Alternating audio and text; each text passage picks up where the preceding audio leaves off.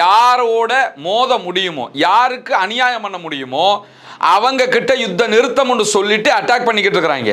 யாரோட மோத முடியலையோ, அடிச்சா எவன் திருப்பி அடிப்பானோ அவங்கிட்ட யுத்த நிறுத்தம்னு சொல்லிக்கிட்டு ஒதுங்கி நின்றுக்கிட்டு வா பேச்சுவார்த்தை நடத்துவோம்னு கூப்பிட்டுக்கிட்டு இருக்கிறாங்க. ஈரானுடைய அதிபரையும் சந்தித்து பேச்சுவார்த்தை நடத்தி இருக்கிறார். ஹொர்முஸ் ஜலசந்தி ஈரானுடைய மிகப்பெரிய பேசுபொருளாக மாறி இருக்கிறது, பேசும் சக்தியாக இருக்கிறது என்று சொல்லி அப்பாஸ் ஆராக்சி அவர்கள் இந்த சந்திப்பின் போது வெளிப்படையாகவே ஆசிம் முனீரிடத்தில் சொல்லி இருக்கிறது மட்டுமல்லாம 2018 அமெரிக்க அதிபர் டொனால்ட் ட்ரம்ப் ஈரானுடைய அணுசக்தி ஒப்பந்தத்தில் இருந்து விலகியதுதான் மிகப்பெரிய சிக்கலையே உண்டாக்கி இருக்கிறது. அந்த அதிலிருந்து வெளியே போயிருக்காம இருக்கணும் அப்படின்னு சொல்லி இன்றைக்கு ஐநா சொல்லுகிற அறிக்கையினுடைய தகவல்களை பார்க்கிற அதே நேரத்தில்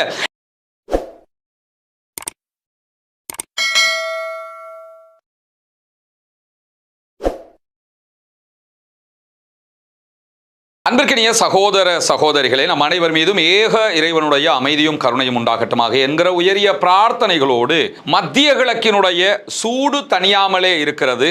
மத்திய கிழக்கில் எப்படியாவது ஒரு தணிக்கையை கொண்டு வந்து விட வேண்டும், ஒரு அமைதியை கொண்டு வந்து விட வேண்டும்னு எல்லா தரப்புலையும் எல்லா விதமான முயற்சிகளும் நடந்து வருகிறது. இதில் இருக்கக்கூடிய மிகப்பெரிய பிரச்சனை என்னன்னா, கடந்த 40 நாட்களாக நடைபெற்ற ஒரு மாபெரும் யுத்தத்தில் எந்த நாட்டின் மீது அமெரிக்க இஸ்ரேலிய தாக்குதல் நடத்தப்பட்டதோ அந்த நாடு அந்த தாக்குதலை எதிர்கொண்டு வெற்றி அடைந்து இருக்கிறது. எனவே அவர்கள் தோல்வி அடையவில்லை. ஈராக் மாதிரி ஈரான் தோத்து போகல, அல்லது ஆப்கான் மாதிரி வீழ்ச்சி அடையல, எந்த நாடு மாதிரி அவங்க வீழல, அவங்களுடைய வெற்றியை தக்க வச்சுட்டாங்க. இதே நேரத்தில் தோல்வி அடைந்திருக்கக்கூடிய தரப்பினர் பல இழப்புகளையும் சந்தித்திருக்கக்கூடிய நிலையில எப்படியாவது சமாதானம் என்கிற பேரிலாவது ஈரானை சரணடைய வைக்க வேண்டும் என்று முயற்சிக்கிறார்கள். அதற்கு ஈரான் ஒத்துப்போகாத ஒரு சூழலை காட்டிக்கொண்டே இருக்கிறது. எப்படியுமே ஒத்து போக மாட்டாங்கல்ல. ஜெயிச்சவன் எப்பயாவது அப்பர் ஹேண்டாக அவன் இருக்கும்போது எப்பயாவது அப்படி இழந்து போவாங்களா? யுத்தத்திலே ஜெயிச்சிட்டோம், சமாதானத்தில் ஏன் நாங்கள் தோத்து போகணும்னு யோசிப்பாங்க. இதுதான் இங்கே இருக்கக்கூடிய மிக பெரும் பிரச்சனையாக மாறி இருக்கக்கூடிய சூழல்ல இன்றைக்கும் மத்திய கிழக்கிலே பல நிகழ்வுகள் நடந்தேறி இருக்கிறது. குறிப்பாக லெபனான் மீதான இஸ்ரேலிய ஆக்கிரமிப்பு இராணுவத்தினுடைய தாக்குதல்கள் தொடர்ந்து நடைபெறுகிறது. இன்றைக்கு கிட்டத்தட்ட 27 லெபனானுடைய நகரங்கள் கிராமங்களுக்கு வெளியேற்ற உத்தரவுகளை இஸ்ரேல் பிறப்பித்திருக்கிறது. அந்த ஏரியாவிலிருந்து வெளியேறுங்க, அட்டாக் பண்ண போறோம்னு சொல்லியிருக்கிறாங்க. ஆனால் அமெரிக்காவும் லெபனானும் இஸ்ரேலோடு பேசி முடிவெடுத்த பிரகாரம் ஒரு யுத்த நிறுத்தம் நடைமுறையிலே இருக்கிறது. யுத்த நிறுத்தம்ங்கிறாங்க, ஆனால் எல்லாரும் வெளியேறுங்க, அட்டாக் பண்ண போறோம்னு சொல்றாங்க. காசாவுக்குள்ள யுத்த நிறுத்தம்ங்கிறாங்க, ஆனால் அட்டாக் பண்ணிக்கிட்டு இருக்கிறாங்க. யாரோட மோத முடியுமோ, யாருக்கு அநியாயம் பண்ண முடியுமோ அவங்க கிட்ட யுத்த நிறுத்தம்னு சொல்லிட்டு அட்டாக் பண்ணிக்கிட்டு இருக்கிறாங்க. யாரோட மோத முடியலையோ, அடிச்சா எவன் திருப்பி அடிப்பானோ அவங்கிட்ட யுத்த நிறுத்தம்னு சொல்லிக்கிட்டு ஒதுங்கி நின்றுக்கிட்டு வா பேச்சுவார்த்தை நடத்துவோம்னு கூப்பிட்டுக்கிட்டு இருக்கிறாங்க. ஈரானுக்கும் லெபனான் காசாவுக்கும் இடையில் இருக்கக்கூடிய வித்தியாசம் இதுவாகத்தான் இருக்கிறது. இந்த நிலையில் இஸ்ரேல் மீது லெபனானில் இருக்கக்கூடிய ஹிஸ்புல்லாக்களும் பதிலடி தாக்குதல்களை தொடர்ந்து நடத்தி கொண்டு வரக்கூடிய சூழல்ல இன்றைக்கு பல இடங்களில் லெபனான் மீது இஸ்ரேல் தாக்குதல் நடத்தி இருக்கிறது. அதற்கு பதிலடியாக இஸ்ரேலுடைய வடக்கு பகுதிகள் மேல லெபனானில் இருக்கக்கூடிய ஹிஸ்புல்லாக்களும் பதிலடி தாக்குதல்களை தொடர்ந்து கொண்டிருக்கிறார்கள் என்கிற செய்திகள் வெளியாகி இருக்கிற அதே நேரம் காசாவுக்குள்ளேயும் இன்றைக்கு இஸ்ரேலிய ஆக்கிரமிப்பு இராணுவம் குவாட் கேப்டர் தாக்குதல்களை நடத்தி இருக்கிறது. ட்ரோன் தாக்குதல் மாதிரி என்ன புரிஞ்சு வச்சுக்கிறங்க, அந்த தாக்குதல்களை நடத்தி இருக்கிறது. அந்த தாக்குதல்களில் காசாவினுடைய ஒரு போலீஸ் நிலையம் இலக்கு வைக்கப்பட்டிருக்கிறது. யுத்த நிறுத்த விதிமுறை பிரகாரம் போலீஸ் நிலையத்தை அவங்க இலக்கு வச்சிருக்கவே கூடாது. யுத்த நேரத்தில் பாலஸ்தீன விடுதலை அமைப்பை இலக்கு வச்சு அட்டாக் பண்ண முடியாத கோழைகள் பொதுமக்களை முழுவதுமாக அட்டாக் பண்ணாங்க. இப்போ என்ன பண்றாங்கன்னா போலீஸ் நிலையங்களை அட்டாக் பண்றாங்க. அதுக்கான காரணம் என்னன்னா, போலீஸ் நிலையங்களை அட்டாக் பண்ணி போலீசார் இல்லாத ஒரு நிலை உருவாக்கப்பட்ட அந்த நாட்டில் சட்டம் ஒழுங்கு சீர்குலைஞ்சிரும்.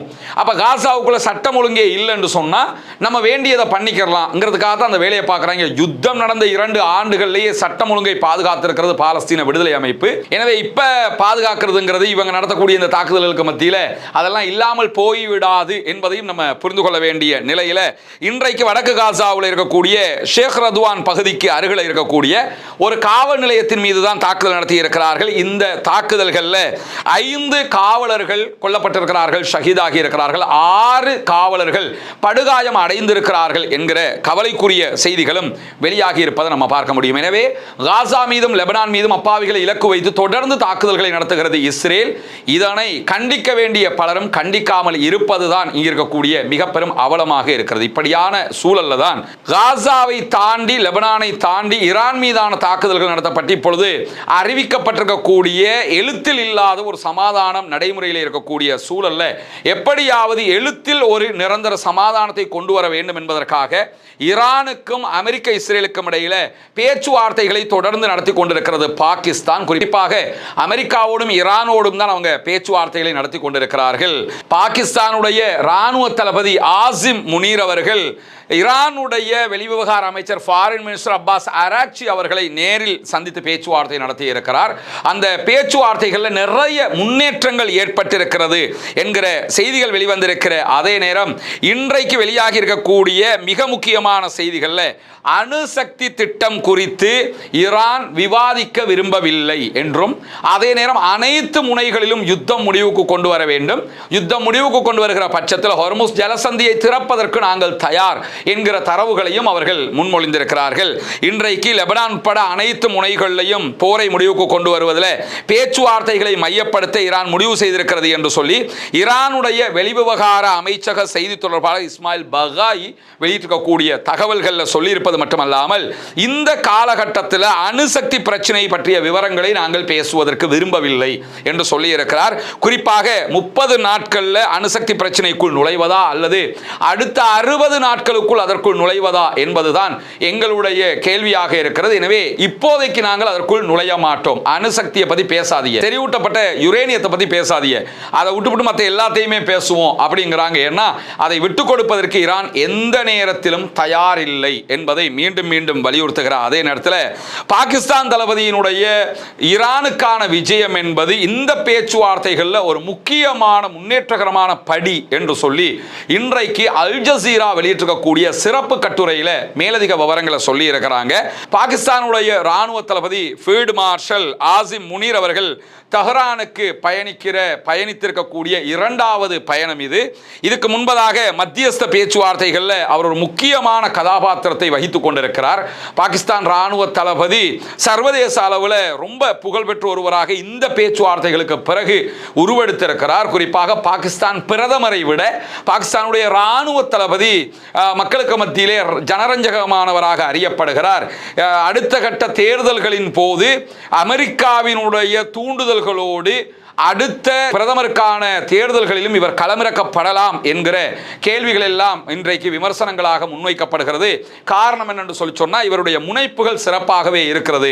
ராஜதந்திரத்தை கரெக்டாக பண்றார், ராணுவ ரீதியில மட்டுமில்லை ராஜதந்திர செயல்பாடுகளையும் கரெக்டாக பண்றாரு அப்படின்னு சொல்லி வரக்கூடிய விமர்சனங்களை நம்ம பார்க்க முடியும். இவர் வெளியுறவு அமைச்சர் அப்பாஸ் அராக்சியையும் அதே போன்று மசூத் பெசக்ஷியன் ஈரானுடைய அதிபரையும் சந்தித்து பேச்சுவார்த்தை நடத்தியிருக்கிறார். ஹொர்முஸ் ஜலசந்தி ஈரானுடைய மிகப்பெரிய பேசுபொருளாக மாறி இருக்கிறது, பேசும் சக்தியாக இருக்கிறது என்று சொல்லி அப்பாஸ் அராக்சி அவர்கள் இந்த சந்திப்பின் போது வெளிப்படையாகவே ஆசிம் முனீரிடத்தில் சொல்லியிருக்கிறது மட்டுமல்லாம இது ஈரானுடைய கட்டுப்பாட்டின் கீழாகத்தான் வரப்போகிறது என்பதையும் வலியுறுத்தி இருக்கிறார். எந்த விதத்திலையுமே ஹொர்முஸை விட முடியாது என்று சொல்வது மட்டுமல்லாம IRGC இன்றைக்கு வெளியிட்டிருக்கக்கூடிய செய்திகளில் IRGCயோடு ஒருங்கிணைந்து பல கப்பல்கள் ஹொர்முஸை தாண்டி சென்று கொண்டிருக்கின்றன என்கிற செய்திகளும் இன்றைக்கு வெளியாகி இருப்பதை நம்ம பார்க்க முடியும். எனவே ஈரானியர்கள் ஹொர்முஸ் ஜலசந்தி மேல நடைமுறை சாத்தியமான ஒரு கட்டுப்பாட்டை வைத்துக் கொண்டிருக்கிறார்கள். ஈரான் கேட்காம எந்த கப்பல்களுமே இந்த ஜலசந்தியால போக முடியல என்பது வெளிப்படையான ஒன்றாக இருக்கக்கூடிய சூழல்ல இன்றைக்கு ஈரானுக்குள் 2 பெண்களுக்கு இஸ்ரேலின் மொசாதுக்காக உளவு பார்த்த குற்றச்சாட்டில் தண்டனை விதிக்கப்பட்டிருக்கிறது. மொத்தமாக 53 ஆண்டுகள் சிறை தண்டனை விதிக்கப்பட்டிருக்கிறது. ஒரு பெண்ணுக்கு 26 ஆண்டு சிறை தண்டனையும் மற்றொரு பெண்ணுக்கு 27 ஆண்டுகள் சிறை தண்டனையும் விதிக்கப்பட்டிருக்கிறது. இவர்கள் ஈரான்ல இருந்துகிட்டு இஸ்ரேலுடைய மொசாதுக்காக தேசத்துக்கு விரோதமாக தேச துரோகத்தில் ஈடுபட்டு உளவு பார்த்தவர்கள் என்பதால் இந்த தண்டனை கொடுக்கப்பட்டிருக்கிறது என்கிற செய்திகள் வெளியாகி இருக்கிற அதே நேரம் ஹொர்முஸ் ஜலசந்தி வழியாக IRGC அனுமதியோடு ஈரானுடைய புரட்சிகர சுகாதார காவலர் பிரிவினுடைய அனுமதி கேட்டுக்கொண்டு கிட்டத்தட்ட 25 கப்பல்கள் கடந்த 24 மணி நேரங்களுக்குள்ளாக பயணித்திருக்கின்றன. நேற்று 30+ கப்பல்கள் பயணித்திருந்தது. அதற்கு முதல் நாள் 30 அல்லது 34 கப்பல்கள் பயணித்திருந்தன. எல்லாமே IRGC நாங்கள் போயிட்டு வரவா, நாங்கள் உள்ள வந்துக்கிறவா என்று கேட்டுக்கிட்டு தான் போய் வந்துகிட்டு இருக்கிறாங்க. இதற்கு அவர்கள் பணம் செலுத்துவதற்கும் வாய்ப்பு இருக்கிறது என்று சொல்லப்பட்டாலும் பணம் செலுத்துறாங்களா இல்லையாங்கிறதுக்கு வெளிப்படையான எந்த ஒரு ஆதாரங்களும் இன்னும் கிடைக்கவில்லை. ஆனால் IRGC இடத்துல அனுமதி பெற்றதற்கு பிறகு எண்ணெய் டேங்கர்கள், கொள்கலன் கப்பல்கள், வர்த்தக கப்பல்கள் உட்பட 25 கப்பல்கள் பயணித்திருக்கின்றன என்கிற செய்திகள் வெளியாகி இருக்கிற அதே நேரம் ஈரானுக்குள்ள உணவுகள், மருந்துகள் கொண்டு போக முடியாம நாங்க பிளாக் பண்ணி வச்சிருக்கிறோம் என்று சொல்லி அமெரிக்கா திரும்ப திரும்ப சொல்லியிருக்கக்கூடிய சூழல்ல இன்றைக்கு ஈராக், உஸ்பெகிஸ்தான், கசகஸ்தான்ல இருந்து 3 நாடுகள்ல இருந்து ஈரானுக்கு தேவையான மருந்துகள், உணவுகள் உள்ளிட்ட பல பொருட்களை அந்த நாடுகள் தரை வழியாக அனுப்பி இருக்கின்றன என்கிற செய்திகள் வெளியாகி இருக்கிறது. தஸ்னீம் நியூஸ் ஏஜென்சி வெளியிட்டிருக்கக்கூடிய செய்திகள் பிரகாரம் சுமார் 180 டன் அளவுக்கு எடையுள்ள பொருட்களை 9 பெரிய லாரிகள்ல ஈராக் அனுப்பி இருக்கிறது. 180 டன் அளவுக்கு அவங்க பொருட்கள் அனுப்பி இருக்கிறாங்க. அதே மாதிரி 300 டன் அளவுக்கு மருந்துகள் ஏற்றிய 15 லாரிகளை உஸ்பெகிஸ்தான் தரை வழியாக அனுப்பி இருக்கிறது என்கிற செய்திகளோடு கசகஸ்தான்ல இருந்து 30 ரயில் பெட்டிகள்ல அவங்க ட்ரெயின்ல முழுவதுமாக எல்லாவற்றையுமே ஏற்றி கிட்டத்தட்ட 1700 டன்னுக்கும் அதிகமான உணவுகள், மருந்துகளை ஈரானுக்குள்ள அனுப்பி இருக்கிறாங்க என்கிற செய்திகள் வெளியாகி இருக்கிறது. அந்த 3 நாடுகளும் இந்த முக்கியமான பணியை செய்திருக்கிறார்கள் என்கிற செய்திகளுக்கு மத்தியில் இன்றைக்கு வெளியாகி இருக்கக்கூடிய மிக முக்கியமான ஒரு செய்தி என்னன்னா, ஐநாவினுடைய மன்றத்திலே அணு ஆயுத பரவல் தடுப்பு ஒப்பந்தம் மீதான அடுத்த கட்ட பேச்சுவார்த்தைகளும் அந்த அணு ஆயுத பரவலை தடுப்பது தொடர்பான ஒரு நிபந்தனையோடு கையெழுத்து போட வேண்டிய ஒரு ஒப்பந்தமும் செய்வதற்கான பேச்சுவார்த்தைகள் நடத்தப்பட்டு வந்த நிலையில் ஒருமித்த கருத்துக்கள் எட்டப்படாமல் அந்த கூட்டம் முடிவடைந்திருக்கிறது. எனவே அது தற்போது ஃபெயிலியர் ஆகி இருக்கிறது. ஈரான் அணு ஆயுதம் இருக்கக்கூடாதுன்னு அமெரிக்கா சொல்லிக்கிட்டு இருக்குது. இப்போ உலகத்தில் அணு ஆயுதத்தை வச்சுக்கிட்டு இருக்கக்கூடிய எந்த நாடுகளுக்கும் என்ன விதிங்கிறதே இல்லாத அளவுக்கு கூட்டம் எந்த ஒரு வெற்றியையும் நோக்கி பயணிக்காமல் எந்த ஒரு முடிவும் இல்லாமல் முடிவடைந்திருக்கிறது என்கிற செய்திகள் வெளியாகி இருக்கிறது. குறிப்பாக 1972க்கு பிறகு முதல் முறையாக இந்த ஒரு நிர்கதியான சூழல் உருவாகி இருக்கிறது. உலகின் மிகப்பெரிய அணு ஆயுதங்களை வைத்துக் கொண்டிருக்கக்கூடிய அதிக அணு ஆயுதங்களை கொண்ட நாடுகளாக இருக்கிற ரஷ்யா, அதே போன்று அமெரிக்க ஆகிய நாடுகளுடைய அணு ஆயுத கிடங்குகள்ல இனிமேல் அவர்கள் அளவுக்கு அதிகமாக அணு ஆயுதங்களை உருவாக்கினால் கூட அதை தடுப்பதற்கான எந்த ஒப்பந்தங்களும் தற்போதைய நிலையில இல்லை.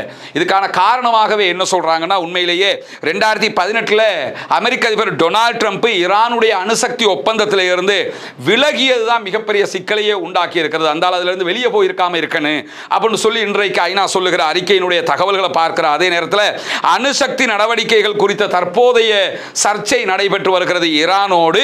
இந்த சர்ச்சையை கூட தற்போது அணு ஆயுத பரவல் தடுப்பு முகமை தடுக்க முடியாமல் இருக்கும். ஏன்னா இப்ப அவங்களுக்குள்ளேயே எந்த எக்ரிமெண்ட்டும் இல்லாம போயிடுச்சு, ஐநாவில் அது செய்ய முடியாம போயிடுச்சுங்கிறது ஈரானுக்கு சாதகமானதாக மாறி இருக்கிறது என்பதை நம்ம புரிந்து கொள்ள முடிகிற அதே நேரத்தில் இஸ்ரேலுடைய அடக்குமுறைக்கும் இஸ்ரேலுடைய காவல்துறையினுடைய ஆயுதமேந்தியவர்களுக்கும் மத்தியில் புனிதமிக்க மஸ்ஜிதுல் அக்ஸாவில் வெள்ளிக்கிழமை நேற்றைய தினம் ஜுமா தொழுகைக்கு சுமார் 70,000 பாலஸ்தீனர்கள் பங்கெடுத்திருக்கிறார்கள் என்கிற மகிழ்ச்சிக்குரிய செய்திகள் வெளியாகி இருக்கிறது. ஜெருசலம்ல இருக்கக்கூடிய இஸ்லாமிய வக்ஃப் வாரியம் இந்த தகவல்களை வெளியிட்டிருக்கிற அதே நேரத்தில் வளாகத்தினுடைய வெளிப்புற வாயில்கள், சுற்றி இருக்கக்கூடிய சந்துகள், பழைய நகரம் உள்ளிட்ட எல்லா இடங்கள்லையுமே இஸ்ரேல் தன்னுடைய ஃபோர்ஸஸை குவிச்சு வச்சிருந்தாங்க. குறிப்பாக 50 வயதுக்கு கீழே உள்ள யாரையுமே அவங்க தொழுகைக்காக அனுமதிக்கல, அதுக்கு மேற்பட்டவர்களை தான் அனுமதிச்சார்கள் என்றும் அப்படி அனுமதிக்கப்பட்டே 70,000க்கு மேற்பட்டவர்கள் பங்கெடுத்திருக்கிறார்கள் என்கிற செய்திகளும் வெளியாகி இருக்கிறது. பாலஸ்தீனம் மீதும் புனிதமிக்க மஸ்ஜிதுல் அக்ஸா மீதும் தொடர்ந்து அடக்குமுறைகளையும் அட்டூழியங்களையும் கட்டவிழ்த்து விட்டுக்கொண்டே இருக்கிறது இஸ்ரேல். அதையெல்லாம் தாண்டி அந்த மக்கள் தங்களுடைய நாட்டுக்காக, மண்ணுக்காக போராடி கொண்டே இருக்கிறார்கள். பொறுத்திருந்து பார்ப்போம் என்னவெல்லாம் நடக்கிறது என்பதை. தொடர்ந்தும் பாலஸ்தீன, லெபனானிய, ஈரானிய அப்பாவிகளுக்கு ஆதரவாக அல்லாஹ்விடத்திலே பிரார்த்தனை செய்யுங்கள். அடக்குமுறை எதிராக தொடர்ந்து நாம் ஜனநாயக ரீதியாக குரல் எழுப்புவோமாக. வாகிறது அல்ஹம்துலில்லாஹி ரப்பில் ஆலமீன்.